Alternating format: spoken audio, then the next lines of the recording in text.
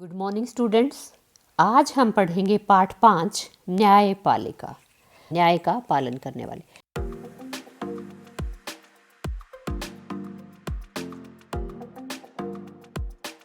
हमारे देश में बच्चों कानून का शासन चलता है।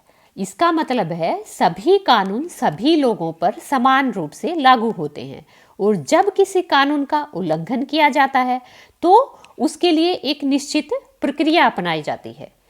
और कानून के शासन को लागू करने के लिए इस न्याय व्यवस्था में बहुत सारी अदालतें हैं जहां नागरिक न्याय के लिए जा सकते हैं।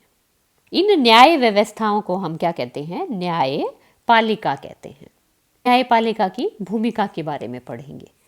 तो सबसे पहले न्यायपालिका क्या करती है? विवादों का निपटारा करती है। किसके बीच विवादों का निपटारा करती है? किसके बीच झगड़ों का निपटारा करती है? व्यक्ति से व्यक्ति के बीच, राज्य से राज्य के बीच, केंद्र व राज्य या राज्यों के बीच, या फिर व्यक्ति व राज्य के बीच।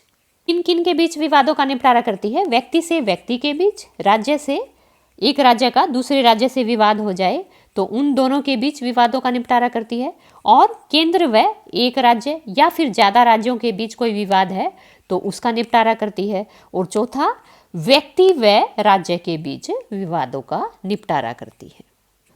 दूसरा, न्यायपालिका क्या करती है? कानून का शासन स्थापित करना। न्यायपालिका व्यक्ति छोटा हो बड़ा हो सबके साथ समान व्यवहार करती है। कानून सभी पर समान रूप से लागू होते हैं। अगर एक राष्ट्रपति भी कानून का उल्लंघन करता है तो उसके लिए भी सजा का प्रावधान है। तो न्यायपालिका किसी के साथ कोई भेदभाव नहीं करती है। अब अगला क्या है? न्यायपालिका क्या करती है? मौलिक अधिकारों की रक्षा करती है। अगर हमसे कोई हमारे मौलिक अधिकार छीन रहा हो या हमारे मौलिक अधिकारों का हनन कर रहा हो तो उसके लिए हम न्यायालय में जा सकते हैं और अपने अधिकारों की मांग कर सकते हैं। इसके उदाहरण के लिए हमारी किताब में हाकिम शेख का उदाहरण लिया गया है, जो खेतीहर था और चलती हुई ट्रेन से गिरकर घायल हो गया था। तो जब कई अस्पतालों ने उसका इलाज करने से इनकार कर दिया तो उसकी हालत काफ़ी खराब हो गई थी। इसी मामले की सुनवाई के बाद सर्वोच्च न्यायालय ने यह फैसला दिया था कि संविधान के अनुच्छेद 21 में प्रत्येक नागरिक को जीवन का मौलिक अधिकार दिया गया है और उसी के साथ उसमें स्वास्थ्य का अधिकार भी शामिल है, जिसके परिणाम स्वरूप न्यायालय ने पश्चिमी बंगाल सरकार को आदेश दिया कि वह अस्पतालों की लापरवाही के कारण हाकिम शेख का जो नुकसान हुआ है उसका मुआवजा दे। और तो और सरकार ने यह भी आदेश दिया कि प्राथमिक स्वास्थ्य व्यवस्था की रूपरेखा तैयार करे ताकि आपात स्थिति में रोगियों के इलाज पर विशेष ध्यान दिया जा सके। तो इस उदाहरण से हमें पता चलता है कि न्यायपालिका हमारे मौलिक अधिकारों की रक्षा करती है। तीसरा है न्यायिक समीक्षा। संविधान की व्याख्या का अधिकार क्या होता है? हमारे देश का शासन संविधान के नियमों उपनियमों के अनुसार चलाया जाता है और संविधान में दिए गए ये नियम और कानून या उपनियम, इनके अर्थ को समझने में कई बार दिक्कत आ जाती है। तो इनकी व्याख्या एक संवैधानिक पीठ करती है जिसमें कई न्यायाधीश मिलकर चर्चा करते हैं और जो नियम या कानून के ऊपर विवाद है उसके ऊपर पूरी बहस करके उसकी व्याख्या को, उसके अर्थ को समझाया जाता है। तो इस तरह से संविधान के नियमों और उपनियमों के अर्थों के ऊपर जिस संवैधानिक पीठ के द्वारा जो व्याख्या की जाती है वह न्यायपालिका द्वारा की जाती है। इसलिए हम कहते हैं कि न्यायपालिका को संविधान की व्याख्या करने का भी अधिकार है। संसद द्वारा पारित कानून यदि संविधान के मूलभूत ढांचे का उल्लंघन करता है तो न्यायपालिका उस कानून को रद्द कर सकती है। तो ये न्यायिक समीक्षा का जो अधिकार है बच्चों, ये भारत के सर्वोच्च न्यायालय को है। अब इसकी स्थापना कब हुई? 26 जनवरी 1950 को हुई। उसी दिन हमारा देश गणतंत्र बना था। अपने पूर्ववर्ती फेडरल कोर्ट ऑफ इंडिया जो 1937 से 49 में था की भांति यह न्यायालय भी पहले संसद भवन के भीतर चेंबर ऑफ प्रिंसेज में हुआ करता था, लेकिन 1958 में इसे वर्तमान इमारत में स्थानांतरित कर दिया गया। कहाँ स्थित है बच्चों? यह नई दिल्ली में स्थित है। अब न्यायपालिका की विशेषता, तो हमारी न्यायपालिका की क्या विशेषताएं हैं बच्चों? स्वतंत्र न्यायपालिका। हमारी न्यायपालिका स्वतंत्र है। सरकार के बच्चों 3 अंग है, विधान पालिका, कार्यपालिका और न्यायपालिका। तो इस न्यायपालिका की स्वतंत्रता के लिए क्या व्यवस्था की गई है बच्चों? इसके लिए शक्तियों का बंटवारा किया गया है ताकि एक शाखा दूसरे शाखा के काम में कोई दखल ना दे। एक बार अगर कोई न्यायाधीश नियुक्त हो जाता है तो उसको हटाना भी बहुत मुश्किल होता है, क्योंकि वह एक विशेष प्रक्रिया के माध्यम से ही हटाया जा सकता है जिससे नेताओं का उन पर कोई दबाव नहीं होता और न्यायाधीश जो है नेताओं से प्रभावित होकर गलत फैसले नहीं दे सकते हैं। नेताओं का न्यायपालिका पर कोई अंकुश नहीं होता है, जिससे क्या है, न्यायपालिका को ताकत मिलती है। और न्यायपालिका की क्या विशेषता है? मौलिक अधिकारों की रक्षक है। ये हमने पिछले हाकिम शेख के उदाहरण से समझ लिया है कि कैसे न्यायपालिका हमारे मौलिक अधिकारों की रक्षक है।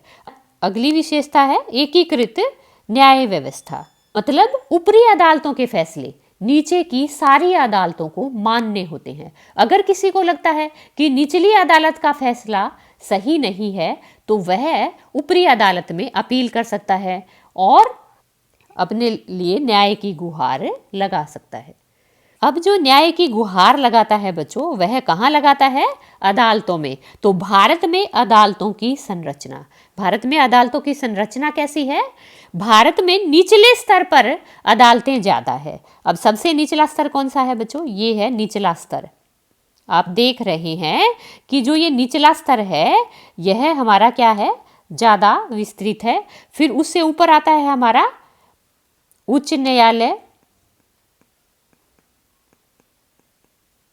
और सबसे ऊपरी आता है हमारा सर्वोच्च न्यायालय। देश में एक स्वतंत्र व स्वस्थ वातावरण पनपता है। तो हमारे देश में बच्चों 3 अलग अलग स्तर पर अदालतें होती हैं। निचले स्तर पर बहुत सारी अदालतें होती हैं और सबसे ऊपरी स्तर पर एक ही अदालत है जिसे हम सर्वोच्च न्यायालय कहते हैं। और जो सबसे ज्यादा ताल्लुक लोगों का होता है वह निचले स्तर की सरकार, निचले स्तर की अदालतों से होता है। उन्हें क्या कहा जाता है? अधीनस्थ न्यायालय या जिला न्यायालय कहा जाता है।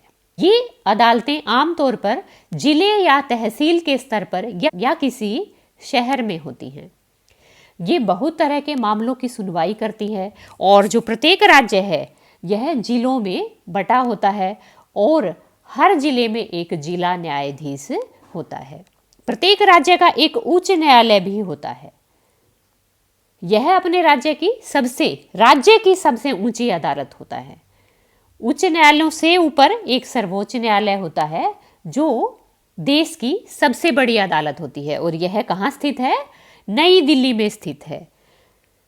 अब सर्वोच्च न्यायालय में वर्तमान में कितने न्यायाधीश हैं बच्चों? वर्तमान में सर्वोच्च न्यायालय में 34 न्यायाधीश है, जिसमें एक मुख्य न्यायाधीश और 33 अन्य न्यायाधीश हैं। अब हमारे सर्वोच्च न्यायालय के मुख्य न्यायाधीश कौन है बच्चों? तो सर्वोच्च न्यायालय के मुख्य न्यायाधीश हैं हमारे एस.ए. बोबड़े। अब जो निचले स्तर की अदालतें हैं इनके विभिन्न नाम हैं बच्चों, जैसे ट्रायल कोर्ट, जिला या सत्र न्यायाधीश।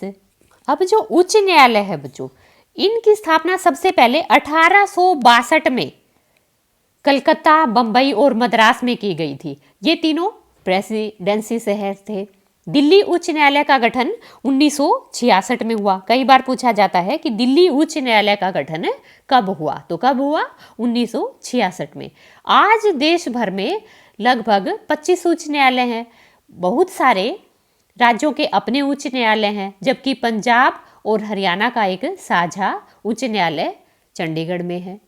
दूसरी तरफ 4 पूर्वोत्तर के जो राज्य हैं, असम, नागालैंड, मिजोरम और अरुणाचल प्रदेश के लिए गुवाहाटी में एक ही उच्च न्यायालय रखा गया है। 1 जनवरी 2019 से आंध्र प्रदेश और तेलंगाना में अलग अलग उच्च न्यायालय स्थापित कर दिए गए हैं। ज़्यादा से ज़्यादा लोगों के नज़दीक पहुंचने के लिए कुछ उच्च न्यायालयों को राज्य के अन्य हिस्सों में खंडपीठ भी स्थापित कर दिए गए हैं। तो ये सारी अदालतें बच्चों एक दूसरे से आपस में जुड़ी हुई है। और जब अगर किसी व्यक्ति को लगता है कि निचली अदालत द्वारा दिया गया फैसला सही नहीं है, तो वह उससे ऊपर की अदालत उच्च न्यायालय में अपील कर सकता है, और उच्च न्यायालय का भी फैसला उसे सही नहीं लगता है तो वह फिर सर्वोच्च न्यायालय में जा सकता है। तो इस तरह से भारत में एकीकृत न्यायिक व्यवस्था भी पाई जाती है। अब विधि व्यवस्था की विभिन्न शाखाएं, फौजदारी और दीवानी। अब फौजदारी क्या है? इसका उद्देश्य अपराधी को सजा दिलाना होता है। फौजदारी जो व्यवस्था है उसमें अपराधी को सजा दिलाई जाती है। ये मुकदमे आपराधिक कृत्यों से संबंधित होते हैं, जैसे हत्या, मारपीट, डकैती, बलात्कार, हमला, नशीले पदार्थों की तस्करी, जाली नोट बनाना आदि। और इनकी शुरुआत एफआईआर से होती है। अब एफआईआर क्या होती है बच्चों? फर्स्ट इंफॉर्मेशन रिपोर्ट, प्रथम सूचना रिपोर्ट। जब एफआईआर हो जाती है तो इसके बाद पुलिस अपराध की जांच करती है और अदालत में केस फाइल करती है। और दीवानी कानून क्या होते हैं? दीवानी मामले क्या होते हैं? इनका उद्देश्य क्षतिपूर्ति, अधिकार प्राप्ति होता है। इनका संबंध व्यक्ति के अधिकारों का हनन, संपत्ति का हस्तांतरण या पारिवारिक विवाद से है, जैसे तलाक, बच्चों की परवरिश, कर्ज या नुकसान की क्षतिपूर्ति आदि। इसमें जीतने वाले पक्ष को खर्चे की भरपाई का अधिकार होता है, लेकिन फौजदारी मामलों में ऐसा नहीं होता है। फौजदारी मामलों में अगर व्यक्ति दोषी पाया जाता है तो उसे जेल भी भेजा जा सकता है या फिर उस पर जुर्माना किया जा सकता है। लेकिन दीवानी कानून में अदालत राहत की व्यवस्था करती है। जैसे अगर मकान मालिक और किराएदार के बीच विवाद है तो अदालत यह आदेश दे सकती है कि किराएदार मकान को खाली करे या बकाया किराया चुकाए। क्या हर व्यक्ति अदालत की शरण में जा सकता है? हाँ, हर व्यक्ति न्यायालय की, अदालत की शरण में जा सकता है। हर किसी को न्याय मांगने का अधिकार होता है। अगर किसी व्यक्ति के मौलिक अधिकारों का उल्लंघन हो रहा है तो वह न्याय के लिए अदालत में जा सकता है। अदालत की सेवाएं सभी के लिए उपलब्ध होती है, लेकिन वास्तव में क्या गरीब अदालतों में जा सकते हैं? इतना आसान है अदालतों में जाना?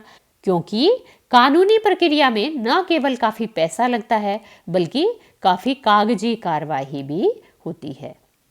अगर गरीब आदमी पढ़ना लिखना नहीं जानता और उसका पूरा परिवार दिहाड़ी मजदूरी से चलता है तो अदालत में जाना और इंसाफ पाना उसके लिए मुश्किल हो जाता है। तो इसी बात को ध्यान में रखते हुए 1980 के दशक में सर्वोच्च न्यायालय ने जनहित याचिका की व्यवस्था विकसित की। अब जनहित याचिका क्या है? PIL, जिसकी फुल फॉर्म क्या है? Public interest litigation. इस तरह सर्वोच्च न्यायालय ने न्याय तक ज्यादा से ज्यादा लोगों की पहुंच स्थापित करने के लिए प्रयास किया है। न्यायालय ने किसी भी व्यक्ति या संस्था को ऐसे लोगों की ओर से जनहित याचिका दायर करने का अधिकार दिया है जिनके अधिकारों का उल्लंघन हो रहा है। यह याचिका उच्च न्यायालय या सर्वोच्च न्यायालय में दायर की जा सकती है। न्यायालय ने कानूनी प्रक्रिया को बहुत सरल बना दिया है। अब सर्वोच्च न्यायालय या उच्च न्यायालय के नाम हम पत्र भेजकर या तार भेजकर भी जनहित याचिका लगा सकते हैं। और शुरुआती सालों में तो जनहित याचिका के माध्यम से बहुत सारे मुद्दों पर बहुत सारे लोगों को न्याय दिलाया गया, जिनमें बंधुआ मजदूरों को अमानवीय श्रम से मुक्ति दिलाना और बिहार में सजा काटने के बाद भी रिहा नहीं किए गए कैदियों को रिहा करवाने के लिए जनहित याचिका का इस्तेमाल किया गया था। और तो और जो सरकारी स्कूलों में मिड डे मील मिलता है, बच्चों को दोपहर का भोजन मिलता है, उसकी व्यवस्था भी एक जनहित याचिका के ही फलस्वरूप हुई थी। क्योंकि वर्ष 2001 में राजस्थान और उड़ीसा में पड़े सूखे की वजह से लाखों लोगों के सामने भोजन का भारी अभाव पैदा हो गया था और जो सरकारी गोदामों में जो अनाज था वह चूहों की भेंट चढ़ गया था। इस व्यवस्था को, इस स्थिति को देखते हुए People's Union for Civil Liberties नामक एक संगठन ने सर्वोच्च न्यायालय में जनहित याचिका दायर की और उसके अंतर्गत संविधान के अनुच्छेद 21 में दिए गए जीवन के मौलिक अधिकार में भोजन का अधिकार भी शामिल है। इस याचिका के माध्यम से यह बात कही गई और राज्य की इस दलील को भी गलत साबित कर दिया कि उसके पास संसाधन नहीं है। इसका आधार यह था कि सरकारी गोदाम अनाजों से भरे हुए हैं और तब सर्वोच्च न्यायालय ने आदेश दिया कि सबको भोजन उपलब्ध कराना राज्य का दायित्व है। और फिर सर्वोच्च न्यायालय ने सरकार को आदेश दिया कि वह नए रोजगार पैदा करे, राशन की सरकारी दुकानों के जरिए सस्ती दर पर भोजन उपलब्ध कराए, बच्चों को स्कूल में दोपहर का भोजन दिया जाए। न्यायालय ने सरकारी योजनाओं के क्रियान्वयन के बारे में रिपोर्ट करने के लिए 2 खाद्य आयुक्तों को भी नियुक्त किया। लेकिन अदालतों के कुछ फैसले बच्चों लोगों के हित में हैं, लेकिन कुछ फैसले कुछ गरीबों व लोगों के हित में नहीं है। उदाहरण के लिए गरीबों के आवास अधिकार जैसे मुद्दों पर काम करने वाले कार्यकर्ताओं का मानना है कि बस्तियों, झुग्गी झोपड़ियों को बेदखल करने के बारे में अदालत द्वारा दिए गए हाल के फैसले पुराने फैसलों के विरुद्ध है।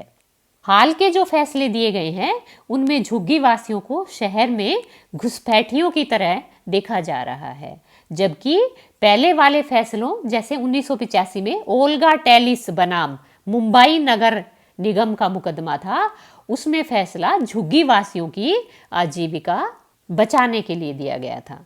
न्याय तक आम लोगों की पहुंच को प्रभावित करने वाला एक मुद्दा यह है कि मुकदमे की सुनवाई में अदालतें कई साल लगा देती हैं।